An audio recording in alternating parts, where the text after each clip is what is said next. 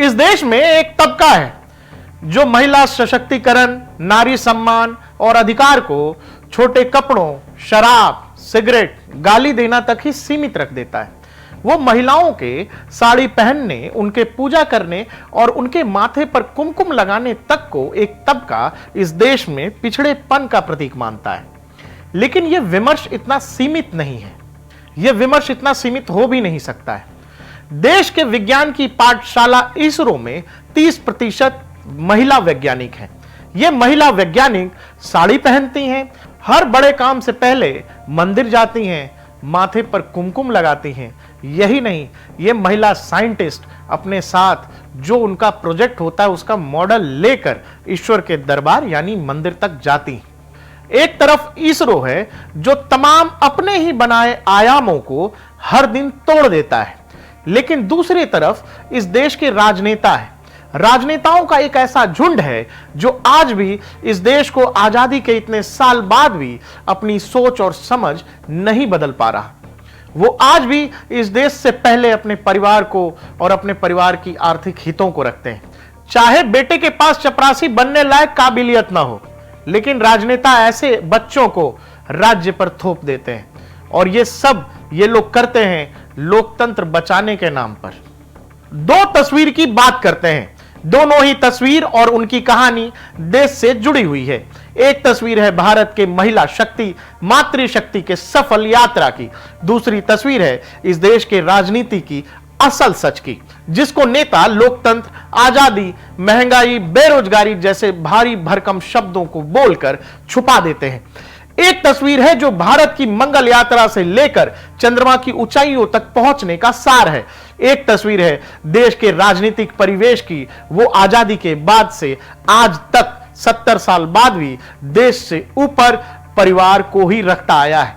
इसरो का मंगल मिशन हो या चंद्रयान मिशन, इन महान भारत की यात्राओं में इस देश की नारी शक्ति है। हर मिशन से पहले महिला वैज्ञानिकों का समूह मंदिर के दर्शन करता है। पहले कर्नाटका से आई तस्वीर, एक दूसरी तस्वीर पर बात कर लेते हैं। वो अखिलेश यादव ने ट्वीट किया था। साथ ही विपक्ष के कई नेताओं ने कर्नाटक से लगातार तस्वीरें जारी कर दी हैं। हम कर्नाटक से आ रही तस्वीर पर बात कर लेते हैं और साथ ही ये समझने की कोशिश करते हैं कि भारत का इसरो आज आधुनिक विज्ञान में जब नई गाथा रोज रच रहा है, तो इस देश के राजनेता देश के सामने सही उदाहरण क्यों नहीं पेश कर पा रहे। इस देश का विज्ञान तो नई कहानी लिख रहा है। भारत को सालों तक महिलाओं के ऊपर दुनिया ज्ञान देती रही है, लेकिन अब भारत का अंतरिक्ष मिशन महिलाएं लीड कर रही हैं। लेकिन राजनेता अपने परिवार के भविष्य से आगे कुछ सोच ही नहीं पाते। अखिलेश यादव का एक ट्वीट है, जिम्मेदारी है, अब एक नई तैयारी है। इस फोटो को ध्यान से देखिए। अखिलेश यादव के बगल में उनके चाचा राम गोपाल हैं। अखिलेश के बगल में जयंत चौधरी भी हैं, जो अजीत चौधरी के पुत्र हैं। जयंत के बगल में तेजस्वी यादव हैं। तेजस्वी लालू यादव के पुत्र हैं। तेजस्वी के बगल में महबूबा मुफ्ती हैं। महबूबा मुफ्ती मोहम्मद सईद की बेटी हैं। आपको इसी तस्वीर में हेमंत सोरेन दिखेंगे, वो शिबू सोरेन के बेटे हैं। तस्वीर में स्टालिन भी हैं, जो करुणानिधि के पुत्र हैं। स्टालिन के बगल में ममता हैं। अभिषेक बनर्जी ममता बनर्जी के भतीजे हैं। ममता के बगल में सोनिया गांधी हैं, यानी कि पत्नी राजीव गांधी, बहू इंदिरा गांधी, माता राहुल गांधी, प्रियंका गांधी। इस फोटो में कुछ लोग नहीं दिख रहे हैं, जैसे उद्धव ठाकरे और उनके बेटे आदित्य ठाकरे, शरद पवार और उनकी पुत्री सुप्रिया सुले। इस एक फोटो में इस देश के राजनेताओं की प्राथमिकता समझ लीजिए। ये सारे नेता या तो अपने जनाधार को खो चुके हैं या राजनीतिक अस्तित्व के खत्म होने के संकट से जूझ रहे हैं। इन नेताओं में एक बड़ी समानता है। ये नेता या तो अपने परिवार की अगली पीढ़ी हैं, या पिता या माता अपनी राजनीतिक पार्टी को, अपनी औलाद को सौंपने के ट्रांजिशन वाले दौर में हैं। ये राजनेता खानदानी राजनीतिक पार्टी चला रहे हैं। गांधी परिवार, सोनिया गांधी, राहुल गांधी, प्रियंका गांधी। मुलायम परिवार, अखिलेश यादव। लालू परिवार, तेजस्वी यादव। करुणानिधि परिवार, एमके स्टालिन। अजीत सिंह परिवार, जयंत चौधरी। सोरेन परिवार, हेमंत सोरेन। ठाकरे परिवार, उद्धव ठाकरे, आदित्य ठाकरे।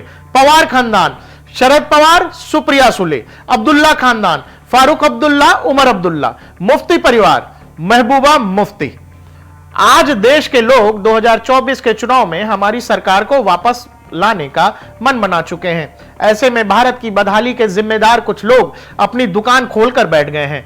इन्हें देखकर मुझे एक कविता याद आती है, गाइड कुछ है, हाल कुछ है, लेवल कुछ है, माल कुछ है।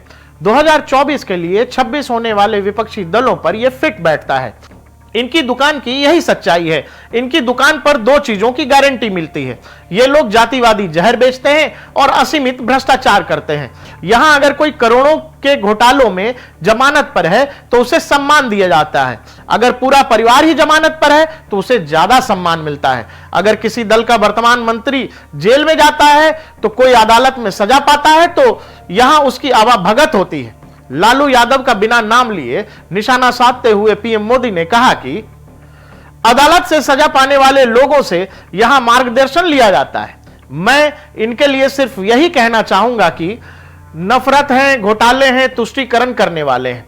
इनके लिए देश के बच्चों का विकास नहीं बल्कि अपने बच्चे भतीजों का विकास मायने रखता है। बंगाल में कांग्रेस लेफ्ट के कार्यकर्ताओं को चुनाव में मारा जा रहा है और यहां सब टीएमसी के साथ मिल गए हैं।